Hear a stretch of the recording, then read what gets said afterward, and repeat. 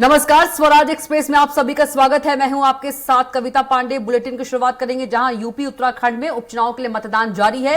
केदारनाथ में सुबह 9 बजे तक 4.30% मतदान हुआ। तो यूपी में सुबह 9 बजे तक 9.67% मतदान हुआ।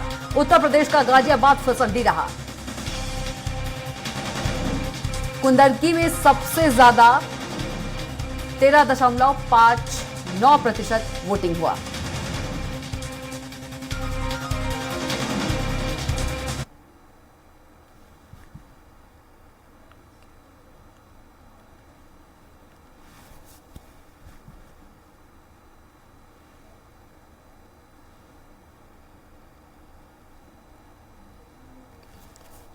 और इसी खबर पर ज्यादा जानकारी के साथ हमारे संवाददाता सुनील राज सीधे जुड़ गए हैं। सुनील का रुख करेंगे। सुनील, यदि केदारनाथ की बात करें, केदारनाथ में सुबह से ही जो मतदान है वो शुरू है और मैदान में 6 प्रत्याशी हैं, लेकिन अकेले यदि हम अभी भाजपा की बात करें तो भाजपा की प्रतिष्ठा नहीं, विचारधारा भी जो है वो दांव पर है। जाहिर तौर पर कविता, चूंकि लंबे समय से इसी बात का आकलन सियासी जानकार लगा रहे हैं कि अगर केदारनाथ विधानसभा बीजेपी हार जाती है तो एक पूरे देश में ये संदेश जाएगा कि अयोध्या हारी, उसके बाद बद्रीनाथ हारी, उसके बाद अब केदारनाथ हारी। जो बीजेपी हमेशा हिंदू आस्था की बात करते आई है वो इन्हीं स्थलों पर हार रही है। इसके कारण क्या है, हालांकि ये बाद में इसकी चर्चा परिचर्चा इस पर होगी, मंथन होगा, विचार होगा। ये उसके बाद ही तय हो पाएगा जब 23 नवंबर को नतीजे आएंगे। लेकिन आज सुबह से ही केदारनाथ विधानसभा में उपचुनाव को लेकर लगातार वोटिंग हो रही है। सुबह 7 बजे से लोग लाइनों पर लगे हैं। अभी तक 4.30% मतदान वहां पर हो चुका है। वहां पर मतदाताओं की संख्या की बात करें तो 90,875 है। ऐसे में अगर 4.30% निकाला जाए तो करीब 4,000 के अराउंड, यानी 3,900 कुछ मतदाता अभी तक मतदान का प्रयोग 9 बजे तक कर चुके थे। ऐसे में अब 85,000 के करीब और मतदाता वहां पर मतदान का प्रयोग इसके बाद करेंगे। अमूमन ये देखा जाता है कि सुबह सुबह लोग बूथों तक तो पहुंचते हैं, लेकिन कोई अपने कामों में व्यस्त रहता है, इसलिए ये मत प्रतिशत कम सुबह के दौरान रहता है।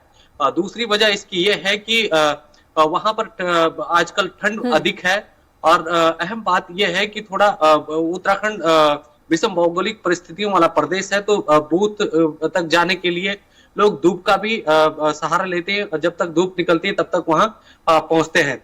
और दूसरा जो अभी कम प्रतिशत ये हमें दिखाई दे रहा है 4.5 के अराउंड, तो ये अब आने वाले 10-11 बजे तक बढ़ेगा, क्योंकि ठंड कम होगी, धीरे धीरे लोग बूथों तक पहुंच सकेंगे। और दूसरा जो अहम बात है कि कम प्रतिशत क्यों हुआ अभी तक, उसका मुख्य कारण ये है कि आजकल यहाँ पर जो कुछ फसलें हैं वो लोग निकाल रहे हैं और लोग घास इत्यादि जो घर के काम काज है उनको निपटाने में व्यस्त रहते हैं।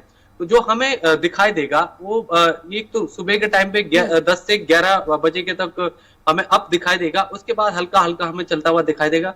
जो मत प्रतिशत हमें बढ़ता हुआ दिखाई देगा और 3 बजे के बाद 5 बजे तक हमें मत प्रतिशत यहाँ पर बढ़ता हुआ नजर आएगा। लेकिन महत्वपूर्ण बात यह है कि इस सीट पर, जैसा आपने पहले सवाल किया था कि बीजेपी की प्रतिष्ठा यहाँ पर दांव पर लगी है, जाहिर तौर पर चूंकि प्रधानमंत्री नरेंद्र मोदी अमूमन केदारनाथ से एक बड़ा संदेश देते हैं। जब भी केदारनाथ के कपाटे खुलते हैं या बंद होते हैं इस साल को छोड़ के, तब प्रधानमंत्री नरेंद्र मोदी केदारनाथ पहुंचे। तो ये प्रतिष्ठा भी बीजेपी की यहाँ से जुड़ी है। दूसरी एक बड़ा संदेश भी यहाँ से जाएगा। हारती भी है तब भी यहाँ से एक बड़ा संदेश जाएगा और जीतती भी है तब भी एक बड़ा संदेश जाएगा। चूंकि कांग्रेस के तमाम दिग्गज इसी बात को बुलाने में लगे हैं कि अगर केदारनाथ विधानसभा का उपचुनाव बीजेपी हार जाती है तो कहीं ना कहीं अगले चुनाव के लिए उन्हें ये संजीवनी मिलने वाली है। चूंकि प्रदेश में अब आने वाले समय में नगर निकाय चुनाव मुहाने पर हैं, उसके बाद अब 27 नवंबर को त्रिस्तरीय पंचायतों का कार्यकाल खत्म होने वाला है और वहां पर भी प्रशासक बैठेंगे। उसके बाद त्रिस्तरीय पंचायत चुनाव होंगे, कोऑपरेटिव के इलेक्शन है, जो ये 3 छोटे छोटे इलेक्शन हैं, जो स्टेट बॉडी इलेक्शन है, ये आगे जाकर 2027 में यही सरकार बनाते हैं। क्योंकि अगर आपके छोटे छोटे चाहे प्रधान हो, बीडीसी मेंबर हो या जिला पंचायत सदस्य हो या फिर नगर पालिका अध्यक्ष या मेयर हो, अगर इनको आपने अपने पार्टी से चुनाव जिता दिया, अगर आपके पार्टी के प्रत्याशी बन गए, तो 2027 का चुनाव बहुत आसान हो जाता है किसी भी दल के लिए। तो अगर ये संदेश यहाँ से जाता है हार या जीत का दोनों ही पार्टियों के लिए, तो आगामी के जो 3 चुनाव, जैसे मैंने स्टेट बॉडी के चुनाव आपको गिनाया, त्रिस्तरीय पंचायती चुनाव, निकाय चुनाव और कोऑपरेटिव चुनाव, तो आगामी 2027 के लिए महत्वपूर्ण चुनाव होंगे। तो कोई भी दोनों ही दल, बीजेपी और कांग्रेस, ये नहीं चाहती है कि वो इस सीट को हारे। इसी के मद्देनजर बीजेपी ने वहां पर 5 मंत्रियों की ड्यूटी लगाई, 5 मंडल केदारनाथ विधानसभा में, और 5 मंत्रियों की ड्यूटी वहां पर लगाई, और 5 ही मंत्री लगातार वहां पर डटे रहे। कई दिनों तक उन्होंने प्रचार किया।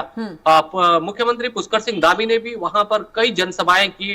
अभी तक 4 जनसभाएं वहां पर अलग अलग दिन कर चुके हैं, एक दिन 2, जबकि एक दिन 2 सभाएं की थी। बिल्कुल। और आगामी के चुनाव के लिए बड़ा एक संदेश दिया जाए। बिल्कुल।